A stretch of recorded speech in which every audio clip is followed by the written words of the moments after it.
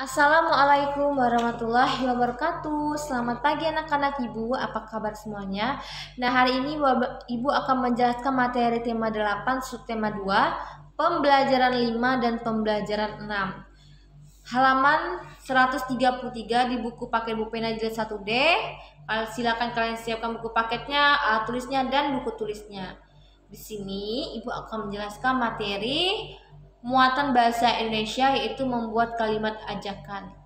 Jadi kalimat ajakan itu tujuannya mengajak orang lain untuk melakukan sesuatu. Adapun kalimat ajakan yang dapat kalian gunakan yaitu misalnya dengan beberapa kata tertentu, misalnya ayo, ayolah, mari, marilah, atau hendaknya. Misalnya, contohnya, mari kita menghemat penggunaan air bersih. Ayo kita bermain layang-layang. Ayolah ikut bermain bersama kami. Nah, itu ada sebuah kalimat ajakan dengan menggunakan kata-kata yang bisa kalian gunakan dengan bahasa yang baik dan santun. Kemudian di halaman 134-nya, ini muatan matematika, membandingkan dan mengurutkan berat benda dengan satuan tak baku. Jadi misalnya gunting lebih berat dari sendok, gunting lebih ringan dari buku. Berat yang paling berat adalah buku, sedangkan benda yang paling ringan adalah sendok. Urutan benda dari yang paling berat adalah buku, gunting, sendok. Itu adalah cara mengurutkan. Kemudian di pembelajaran 6, muatan bahasa Indonesia lagi, ini membuat kalimat ajakan sesuai gambar.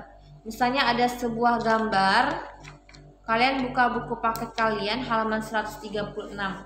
Di sini ada sebuah gambar, coba kalian perhatikan gambarnya. Ada seorang ibu, ada dua anak. Jadi bisa nih dari sebuah gambar kalian mencari atau membuat kalimat ajakan yang tepat dapat kita buat berdasarkan gambar di atas. Misalnya lagi sedang apa itu? Ada tanaman, ada menyiram air. Oh, bisa nih dibuat kalimat ajakan. Contohnya, ayo kita siram semua tanaman agar tidak layu. Mari kita membantu ibu menyiram tanaman di pekarangan.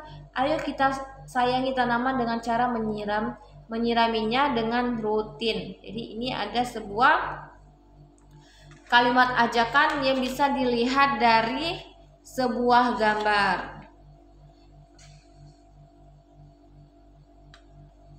Nah, di halaman 138 muatan PPKN, kalau tadi kan menjelaskan aturan menghemat air di rumah.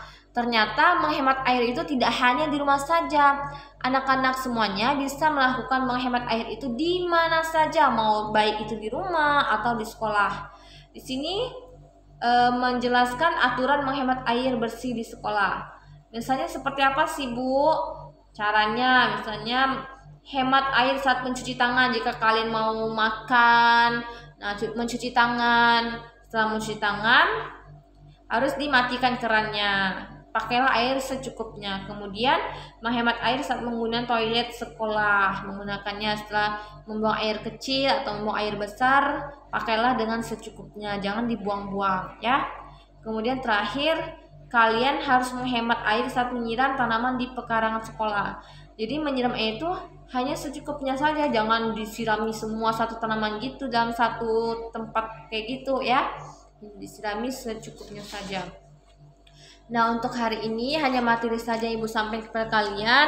Semoga kalian paham mengenai kalimat ajakan bisa dilihat atau dibuat dengan melihat sebuah gambar atau sesuatu gambar.